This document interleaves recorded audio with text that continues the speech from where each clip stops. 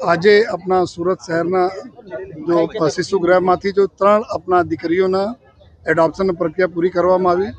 આ ત્રણો લક્ષ્મીજીને નયા ઘરો મળી રહ્યા છે। તો સૌપ્રથમ તો સુરત વહીવટીતંત્ર તરફથી બધાને ખૂબ ખૂબ શુભેચ્છા અને પેરેન્ટ્સને બી ખૂબ શુભેચ્છાઓ કે એના ખૂબ સરસ એના પાલન કરજો જોઈએ। અને આમાં એક હસ્તી દીકરી બી છે જો પોલીસના જો અમુક મહિનાઓ પહેલાં આપણે ડિંડોલી પોલીસ સ્ટેશનને મળી હતી, એના બી આજે નવા ઘર મળ્યા જોઈએ।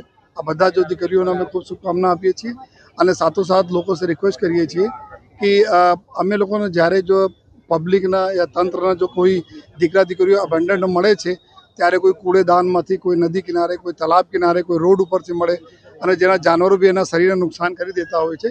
તો લોકો સે રિક્વેસ્ટ છે કે આ આપણા શિશુગૃહમાં ઘણા બધા બાળકો એવું પણ છે જેના પેરેન્ટ જાતે મૂકીને ગયા છે કે આ લોકો નથી ઉછેર કરી શકતા। તો બધાને કોઈ આ પ્રકારના કોઈ મૂકી દેવાની જરૂર નથી કોઈ રોડ ઉપર જો રસ્તાઓ પર, બલકે અહીંયા આપ આપીને જાઓ। અહીંયા સરસ સ્ટાફ છે, ગુજરાત સરકારના વ્યવસ્થાઓ સારી છે। આ બધા બાળકો અને દીકરીઓને ઉછેર પણ થશે અને એના જો કારા જો ભારત સરકારને એક સાઇટ છે જેના માધ્યમથી જો એડોપ્શનની પ્રક્રિયા થાય છે એના બી ઉપયોગ કરીને આ લોકો નવા ઘર બધાને મળે જ છે જો તો અમારા લોકોને બધાને એવું રિક્વેસ્ટ છે કે બાળકોને નુકસાન ના થાય, આ પ્રકાર કોઈ તેજો નહીં, કોઈ મૂકો નહીં, કોઈ છોડો નહીં જોઈએ, બલકે શિશુગૃહમાં આપ આપી શકો છો।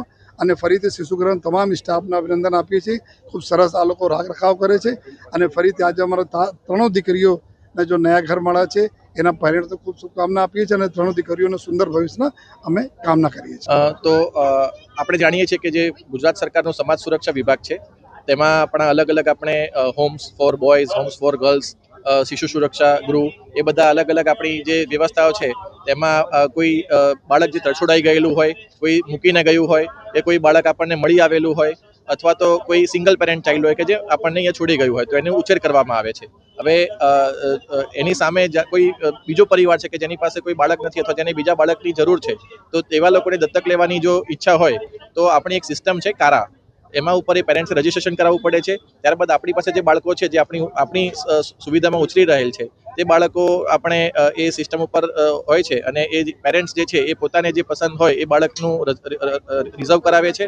આની આખી બહુ લાંબી પ્રોસેસ છે અને બહુ ટ્રાન્સપરન્ટ પ્રોસેસ છે અને ઓનલાઈન પ્રોસેસ આખી થાય છે। આપણે પેરેન્ટ્સ જ્યાં જે દત્તક લેવા માંગે છે તેનું પણ આખી આપણે બેકગ્રાઉન્ડ વેરિફિકેશન કરીએ છીએ કે જેથી આપણે જે બાળક જે જગ્યાએ મોકલવાનું છે તે એની પ્રોપર સંભાળ થઈ શકે।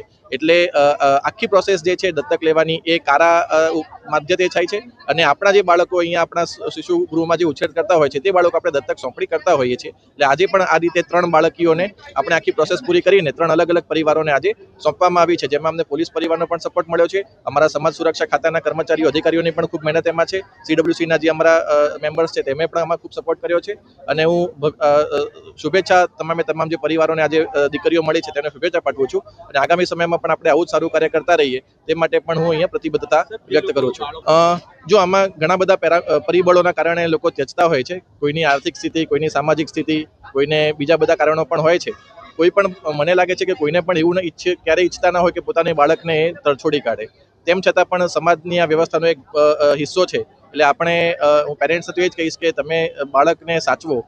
તેમ છતાં પણ આપણી પાસે પણ સરકારમાં પૂરેપૂરી વ્યવસ્થા છે કે આપણે બાળકને ખૂબ જ સારામાં સારી સુવિધા, મેડિકલ ફેસિલિટીઝને બધું આપીને આપણે સાચવીએ છીએ। એટલે પેરેન્ટ્સને તો હું એટલું જ કહીશ કે શક્ય હોય, કારણ કે તમારા બાળકને લેવા માટે પણ એટલા બધા લોકો અત્યારે લાઈનમાં ઊભા છે, પણ શક્ય હોય ત્યાં સુધી પોતાને સાચવો અને જો ના સાચવી શકે તો પછી તેને તરછોડો નહીં અને અમારા જે બાળ સુરક્ષા ગૃહ છે ત્યાં આવીને તમે મૂકી જાઓ જેથી સારી વ્યવસ્થા સંભાળ થઈ શકે।